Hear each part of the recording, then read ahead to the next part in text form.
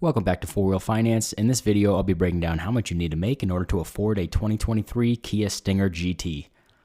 I think you should really consider following one of these rules in order to avoid making a huge financial mistake that'll end up setting you back for years. I've also included a link to a free auto insurance quote where you could save up to $600 a year. It takes like 20 seconds to fill out, down in the description below, but more on that later. There are 4 options I'll be going over today, and you can decide on which one suits you the best depending on how into cars you are. Some people just want a reliable form of transportation, take it from point A to point B, and some are willing to sacrifice quite a lot more in order to get the car that they really want. Stick around to the end of the video, find out what method would be best for your personal situation and preferences. This is 4Wheel Finance, a channel dedicated to helping you making smart financial decisions. But before I dive into the first rule, these videos take quite a lot of time and effort to make. Please give it a like, subscribe, comment down below what other vehicles you would like me to review.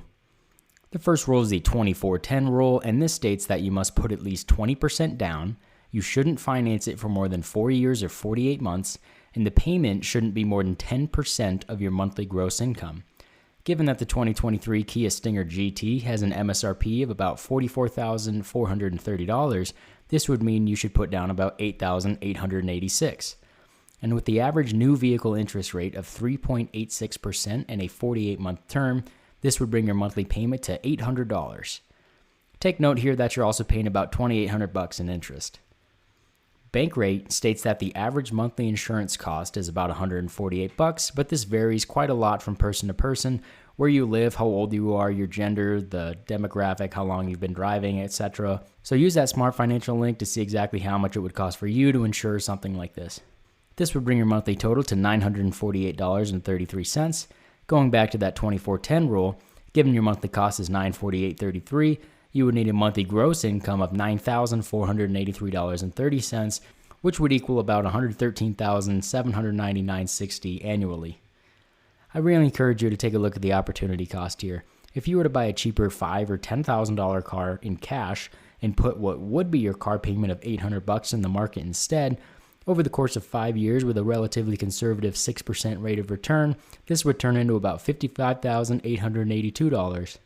Gaining almost $8,000 in interest.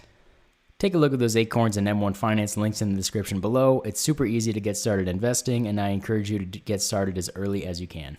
And this is just for the first 5 years. If you were to continue on for 10 years, it would amount to about $130,665.31.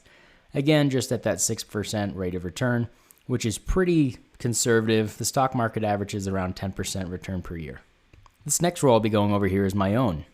And for my rule, I think you should have at least a 6-month emergency fund, invest 15% of your gross income into your 401k, and max out both your Roth IRA and ideally your HSA as well.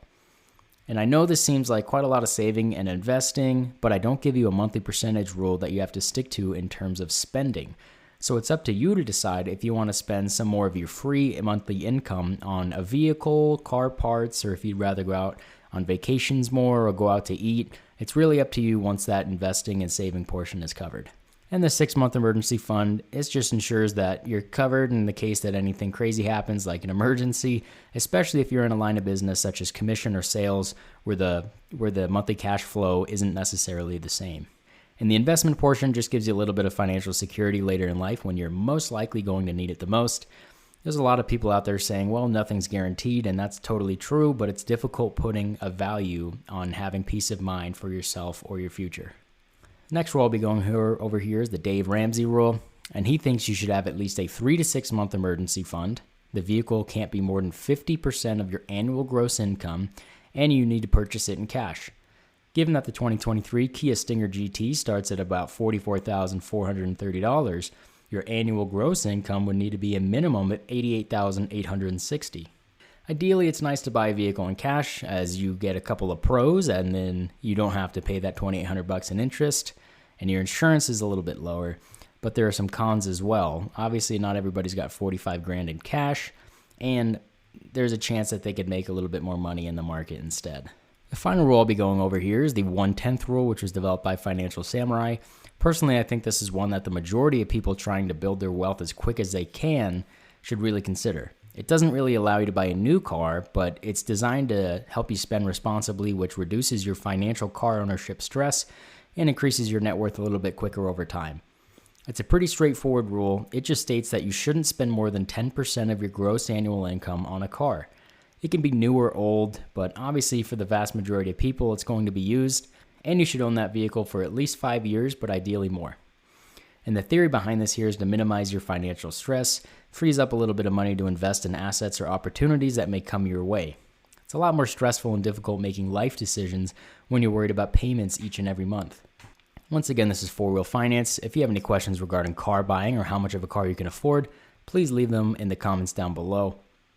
And don't forget to give a look at that Smart Financial link if you're interested in saving